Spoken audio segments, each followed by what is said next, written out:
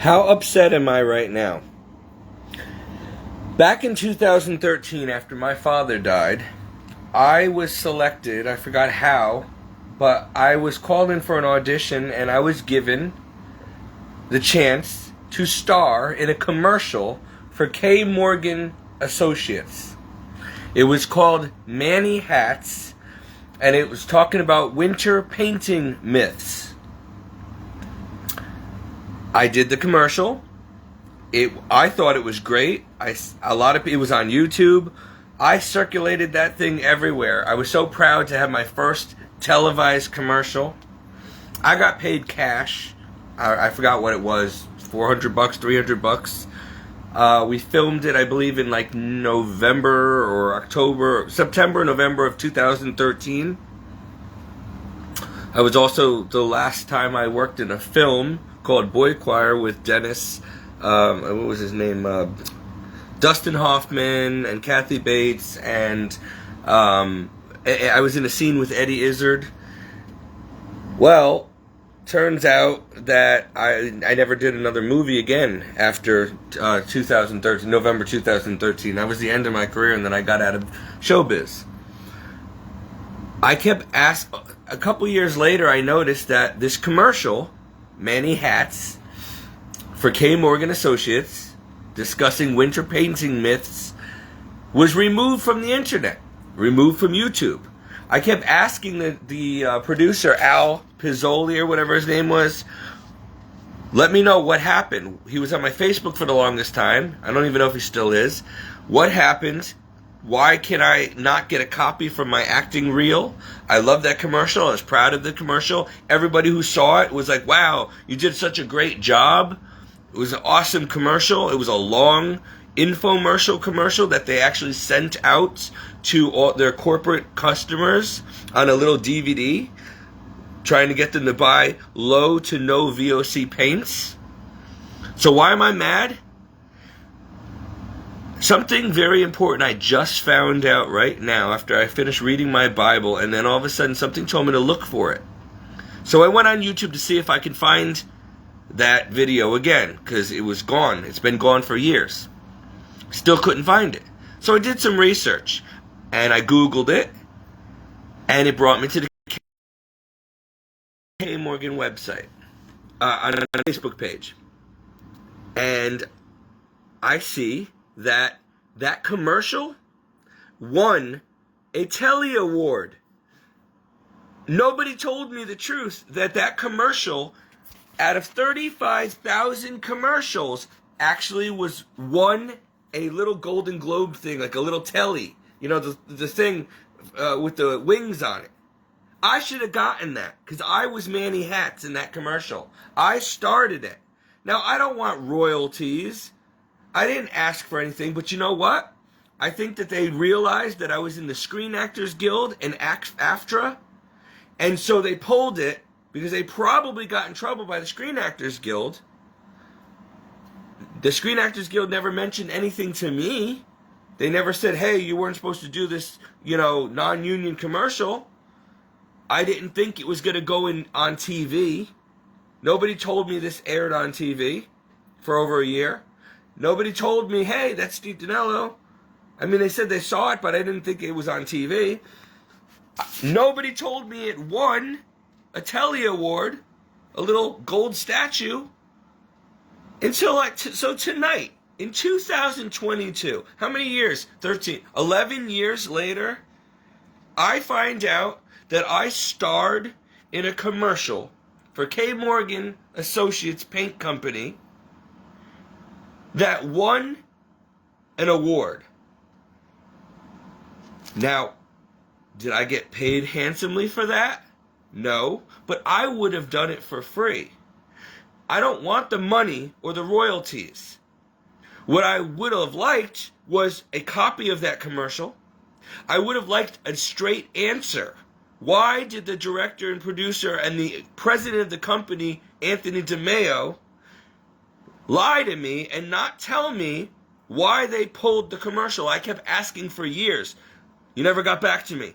Why is the commercial no longer on the internet? Why can I find it nowhere? Why can't I view it anymore? Oh, I'll have to figure it out. Well, I just saw photos of those two men, the president and Al Pizzoli, holding the little Telly Awards. And then I looked up on the internet and I saw the press release. I just downloaded on my phone and I'm going to put on my Facebook page. And it talks about me. It doesn't mention my name. It says a person who was they transformed a cartoon into a real living person, but they didn't mention my name. Okay? And it was a great commercial that won awards. 11 years later, I find out that not only was my commercial probably the only commercial I ever did that made it anywhere, and it actually won an award. I want one of those statues. It's the least you guys can do. I'm calling Kay Morgan tomorrow. I am mad. You kept this from me this whole time. They probably figured I was going to sue him or something. I don't know. Why would you do that? I'm the face of Manny Hats. That was my face. I was 33 years old, a lot better looking. I was doing modeling for Wilhelmina the year before, Wilhelmina Modeling Agency. I feel really betrayed. How many times you hear me complaining how I got screwed over time and time again by people in this world? Contractors, agents, directors, my family. And I just find out that I starred and I was the lead character. I was the only one in the commercial, actually. And it won an award, and the company never told me and said, hey, thank you, you did such a good job that it won a Telly Award. Do you know how proud I would have been just to know that? How proud my father would have, well, he was dead already. How proud my family would have been. And I'm just finding out now at 2 o'clock in the morning in January 2022 that I won an award for a commercial that I starred in 2013. November 2013. Do you know how many millions of people saw me in that commercial? All over the internet and all over the TV stations, and nobody told me. Do you know how many people in corporate offices watched that little disc with my name on it, my face on it, that they used to sell their product of low to no VOC paint? And the whole commercial was a long infomercial that I did explaining low to no VOC paint and exposing winter painting myths. So I'm kind of happy, but I mean, what other actor or model in this world, especially somebody who's legit in the business like me, like I was. I'm a Screen Actors Guild. I worked with Leonardo DiCaprio and Channing Tatum and many greats.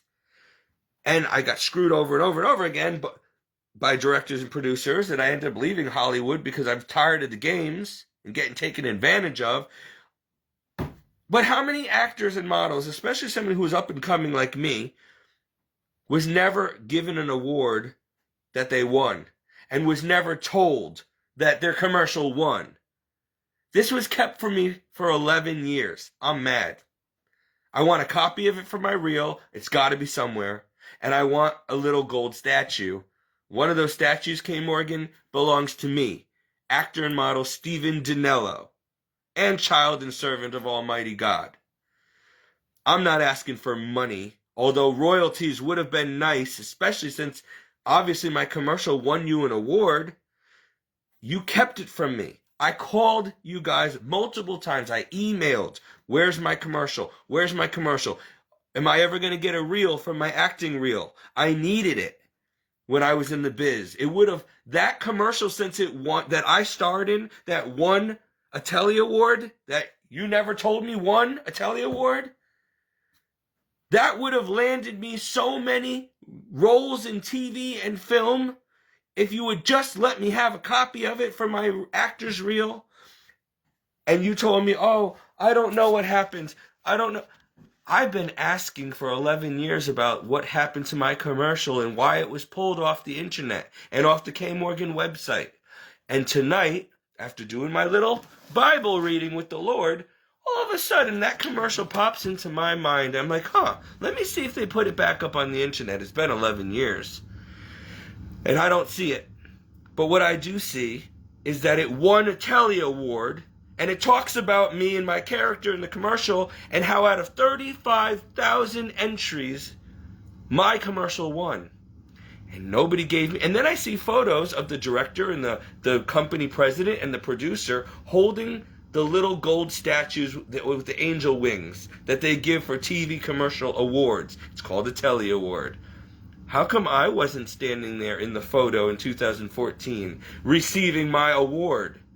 I'm Manny Hats. I'm the face of K. Morgan Paint Company. That was my commercial.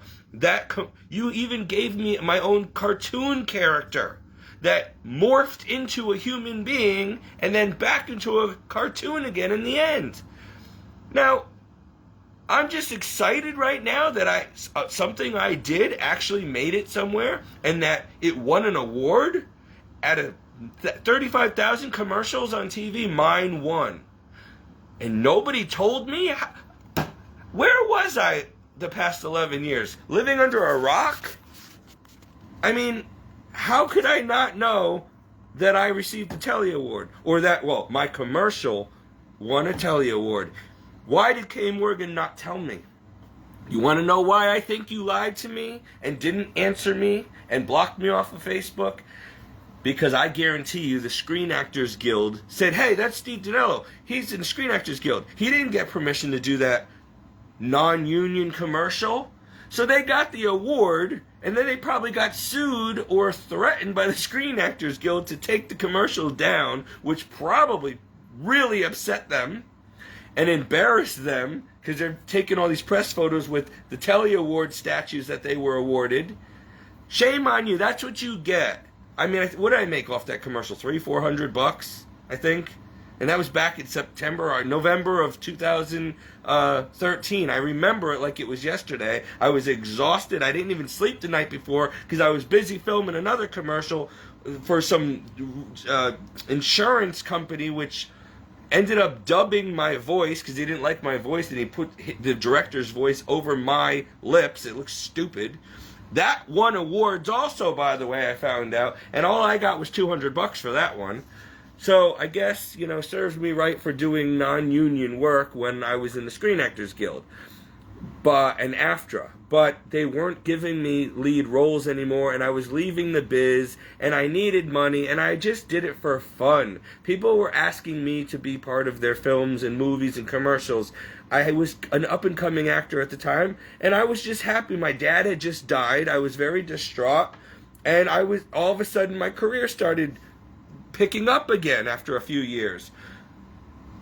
And then after I did the movie in November with Dustin Hoffman called Boy Choir, where I was in a scene with Eddie Izzard, and I think Dustin Hoffman and Kathy Bates was in there. It was a good movie. It took me about 10 years. No, it wasn't until 2016 I finally got a copy that I was able to rent because the film came out in France or something. Or no, Canada, I don't know. But it took forever to find this movie, which also won awards. Now, I only had a small little role in it, a cameo role. But the point is, it was an awesome movie. It should have done a lot. It wasn't a blockbuster, but it was good. It was a good movie called Boy Choir. If you can find it, good luck finding it. There's not many copies around. I was also in a movie called Naus York, which I have yet to see.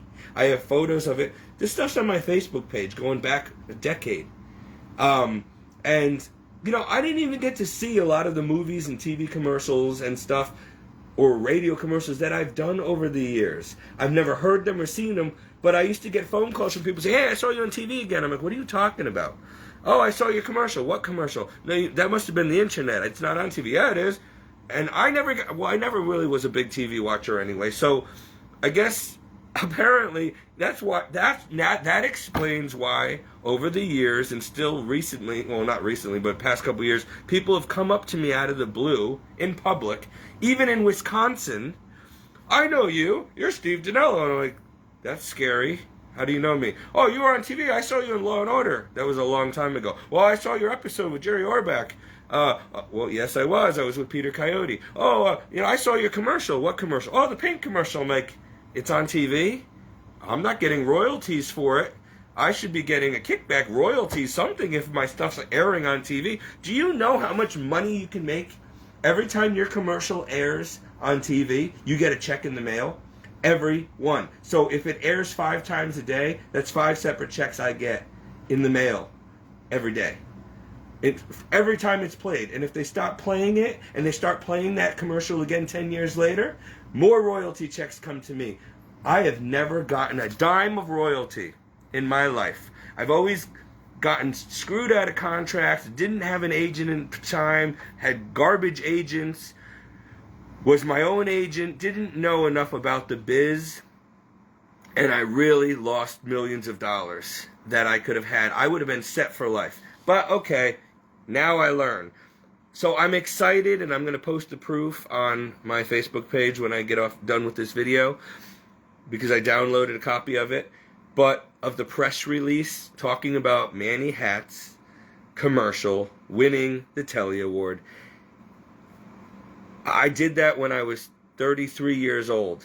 I am now almost 42 years old, and I just found out that my commercial that I starred in, and I was the face of, what do you call it? You know how they have, like, Home Depot has Bob the Builder, cartoon they used to have? The mascot. Well, I had a cartoon of me, and it was a good-looking cartoon, too. I looked better as a cartoon more handsome as a cartoon than I did in a person. But I had my own Manny Hat's mascot cartoon for this company. I was the face of K. Morgan. I was Manny Hat's. And they didn't tell me. And I just found out now. So Al Pizzoli, whatever, I hope you see this. You're going to be hearing from me. I don't want money. I'm not going to sue you. You know I'm a good Christian. I just would really like a copy of that commercial. I'd like to be able to see it again and show people. Because it was my best commercial ever that I'd ever done in my whole career. And that's why it won awards. And you know what? For somebody who had not slept at all the night before and couldn't remember my lines to save my life and had to ad-lib and even had a lisp, it was really hard, and still is hard for me to say, let's expose those winter painting myths. Myths. Myth, M-Y-T-H, myth. I have a speech impediment. And it was hard. We had to keep doing that scene because it was hard for me to, and I was very nervous and embarrassed by it. The freaking script was a tongue twister for me. And I was exhausted. I had not slept all night, and then I had to film all day. But I still looked pretty darn good, and nobody noticed. Nobody even noticed what I knew and what the director knew. That the director probably wasn't too happy with me. They also said that I had looked a lot fatter, and I did. I gained weight on camera. Even now, like, I'm not really this fat in person. But the camera always adds at least another 10 pounds to me. And I looked heavier. I think I even kind of had a little muffin top in the video, in the commercial.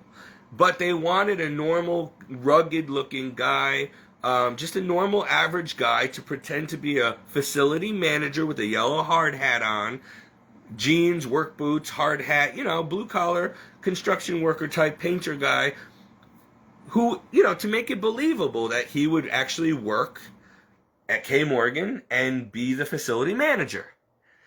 And they called me Manny Hats. And in the commercial, I get a phone call, and I'm like, oh, hold on a minute. Yep, Manny here. And they're asking me to come upstairs. Where'd they get the name Manny from? Hats, Manny Hard Hat. Because the people who work at K. Morgan wear many hats. In other words, they have many different job responsibilities. They wear many hats. And they wear hard hats on the job. Yellow hard hats. So they called my character, my mascot name, Manny Hats. So I'm a little bummed out and really heartbroken. I feel so betrayed. Again, not because I want money. I don't care about the money. You could have at least told me all these years I thought I was nothing but a flop and a failure.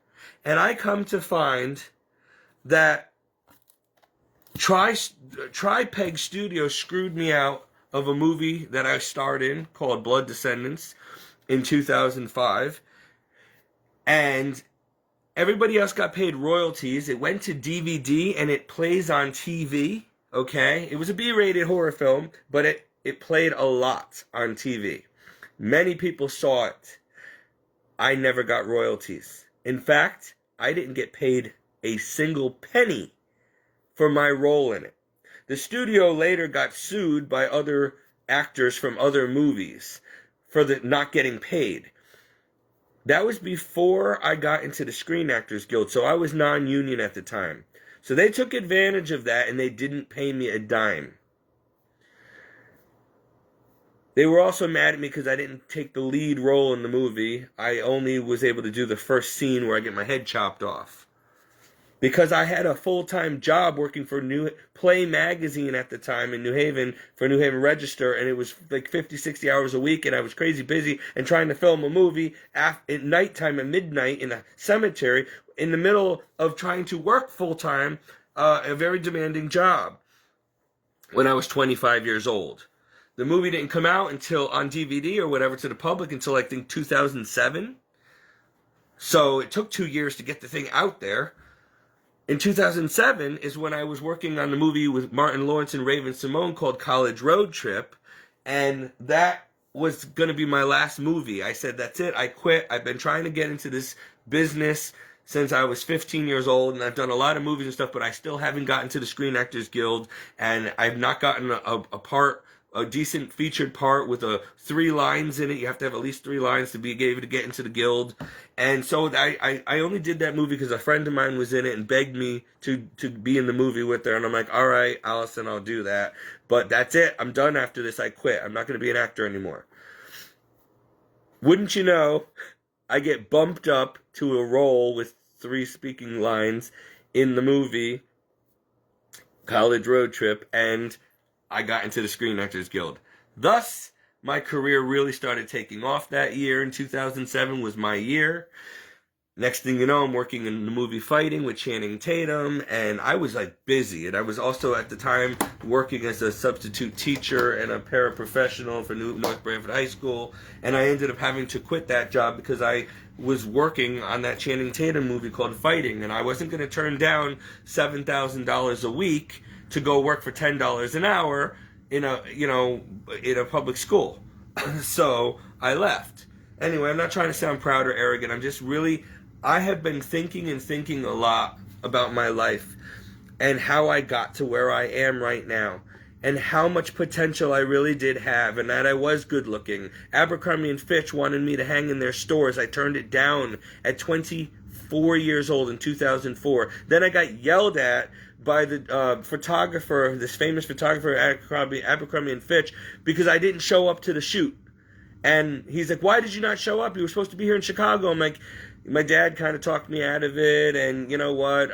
It was always a dream of mine to hang in your store, but I got a little fat, and then they're like, it was your face we wanted for the handbags and to hang in the store behind the register for Abercrombie & Fitch in the malls, not your body. And we would have airbrushed it. And we would have worked with you. You would have had a $50,000 bonus sign-on 2-year contract, and we would have gotten you, made you have the body you needed for our modeling. You're a fool, and you hung up on me. Do you know how many years I had tried to become a model? And if I had become the face of Abercrombie, that is the epitome. That's everything a model could ever wish for. And I had it. And I turned it down. And now people don't believe me when I tell that story. But that's truth. And if you look through my old photos, you'll see a black and white or color. I have in both versions of a headshot of me, a shirtless headshot. At 24 years old. Most Abercrombie models were 18 to 21. For a male model, 24 is pretty old. I was still in my peak. From 24 to 33 years old, I was still doing modeling for Wilhelmina and huge agencies. I had baby looks. After 33 hit and my dad died, it hit me hard, and I started getting really fat, and my looks started fading really fast. I'm not a dog right now, but I mean, I'm not what I was at 33 and earlier. I didn't realize how good looking I was, even though I was pursuing acting and modeling. I only did it because I was insecure, and people used to make fun of me in school and tell me how ugly I was, only to find out years later that they always said that just because they were jealous of me. I had no idea. I was insecure. I believed it. My family would put me down. Everybody.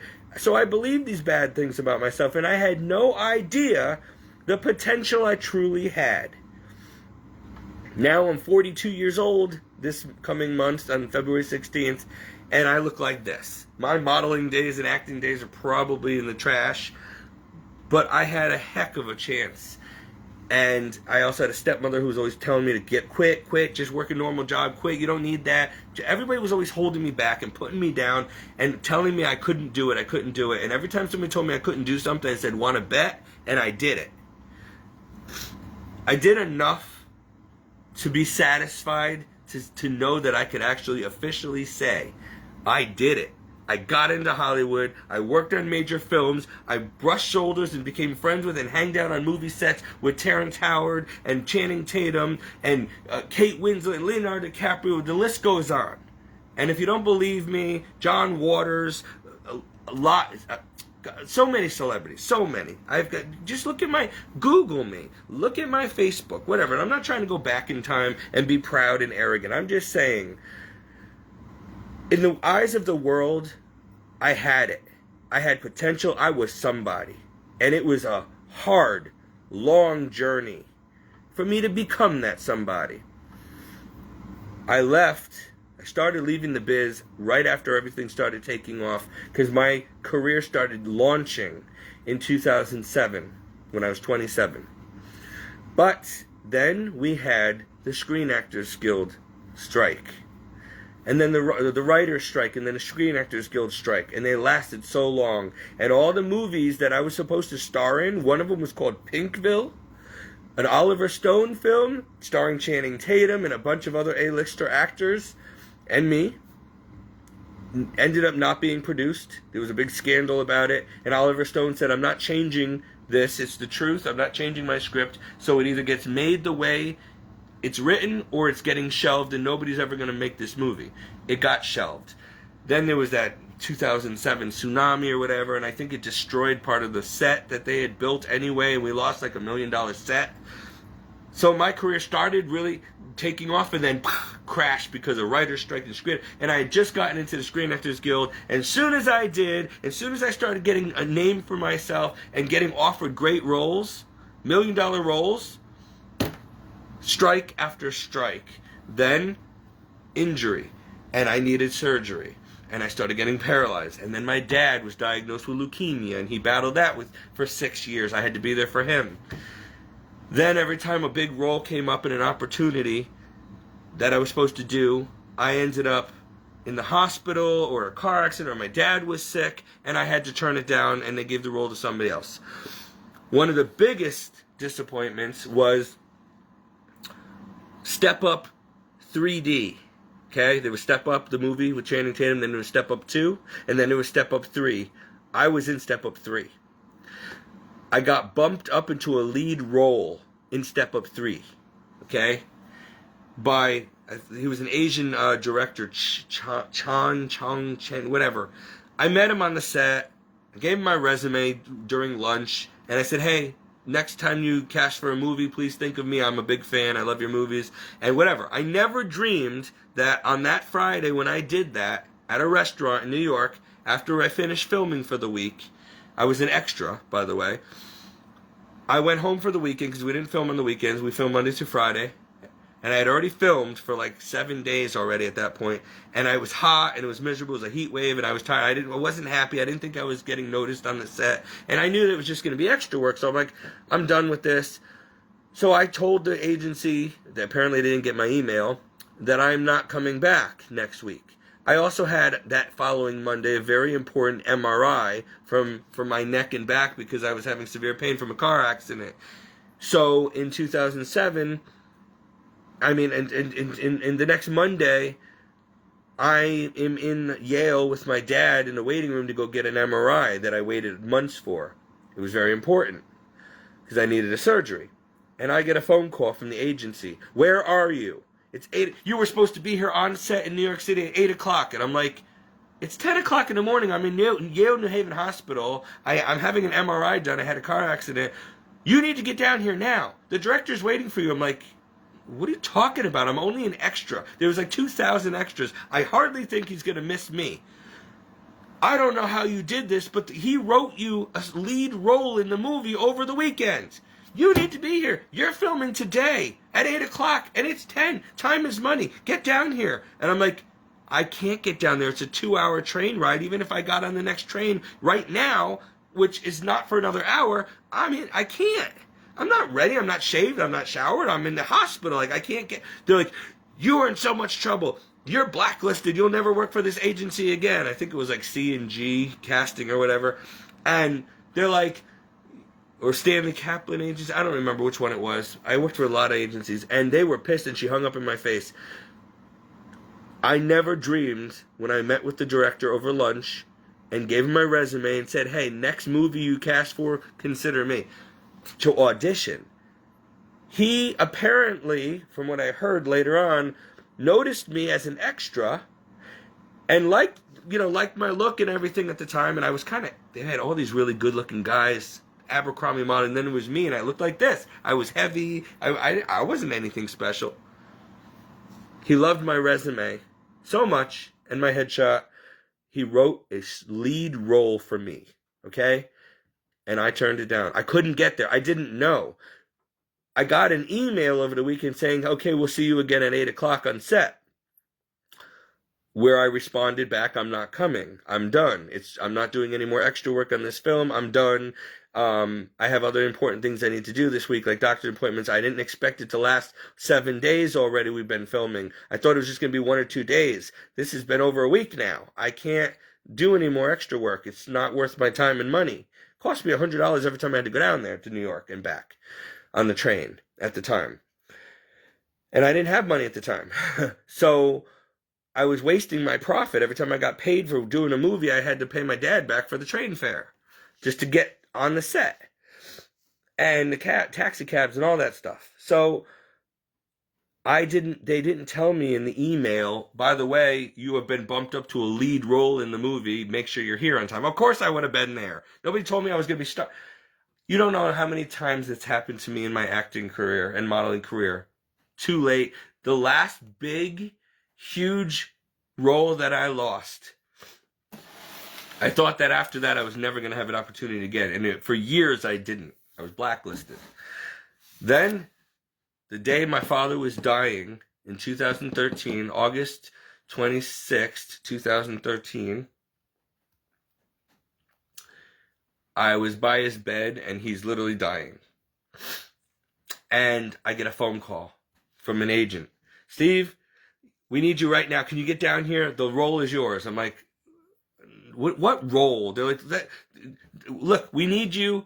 Do you want this role? It's about $1 million to start for the paycheck. Guaranteed $1 million. Lead role in this movie. It's yours for the taking. The director wants you. Come down here as soon as you can today. Like, come down and the role is yours. We're going to start filming. I'm like, I'm sorry. I can't. Like, what do you mean you can't? We need you. We don't have anybody else. And they really, really want you to have this role. And I'm like, I can't. I'm in the hospital. My father's dying. They're like, I understand, Stephen, that, and I'm so sorry if the timing's bad and all, but this is your once in a lifetime opportunity. If you don't take this role, you'll never be an A-list actor, ever. And I'm like, listen, my father needs me. I can't take the role. I'm sorry. I'm not leaving my dying father to go work on a movie. I'm like, either call me back tomorrow or forget it. And like, you're a fool. And they hung up on me, and that was it. My father died like 5 hours later in my arms. I prayed and prayed and prayed around his bed that whole day. He needed me, and I guarantee you, Satan was behind that phone call trying to get me to choose money and career over my father and fighting for his soul on his deathbed. I chose wisely. I don't regret that. And also, do you have any idea how many times I have landed auditions for lead roles in movies only to get down on set to start filming? Now, again, this is back in my 20s and early 30s. Only to find out that I've been replaced by a more famous actor or by somebody who happened to be friends with the director. Money talks, you know? It's all about who you know. And if somebody wants to have their kid in the role, they'll pay. Or they'll put money into the film and become a co-producer, and they will get who they want into the role. And that happened to me like 3-4 times. Proof of this, one big time, was, and it was the most incredible, biggest lesson and waste of time ever, very discouraging. There was a show years ago, it starred Paris Hilton. It was a TV show. I went down there and auditioned 5 days in a row for MTV. The show was called it was supposed to be called The Simple Life, but then it was called The Good Life or whatever. And maybe it was The Simple Life. Originally it was supposed to be The Good Life, whatever. The show was supposed to be about me. I got it. I got the lead for the show. Okay? The Simple Life or whatever. It was supposed to be about an average Joe like me and trying to spend a day doing the job of like a doctor, a farmer, something like that, you know, whatever they chose. Taking just an average Joe like me who has no experience and put me into that experience. Just for show purposes, you know. And this is what it's like to be a farmer and milk a cow and whatever. And this is the next episode would be me being a lawyer or whatever. Okay. 5 days in a row, I had to go back and forth to New York.